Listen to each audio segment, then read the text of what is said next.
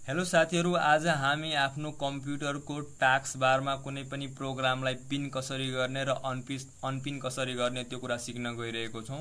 So computer तथा ल्यापटपको task बारमा कुनै पनि प्रोग्राम पिन गर्नको लागि सबभन्दा पहिला हामीले त्यो प्रोग्राम ओपन गर्नुपर्ने हुन्छ। सो एकछिनको लागि म एमएस वर्ड ओपन गरिरहेको छु। एमएस वर्ड ओपन गर्ने बित्तिकै तपाईहरु यहाँ हेर्न सक्नुहुन्छ एमएस वर्ड को आइकन हाम्रो टास्क बारमा यहाँनिर आइसकेको छ। तपाईहरु हेर्न सक्नुहुन्छ र टास्क बारमा आइसकेपछि त्यो आइकनमा गएर राइट क्लिक गर्नुपर्ने हुन्छ। राइट क्लिक गरिसकेपछि यहाँ तपाई पिन टु टास्क बार भन्ने अप्सन हेर्न सक्नुहुन्छ। पिन टु टास्क बार अप्सनमा क्लिक गर्नुपर्ने हुन्छ।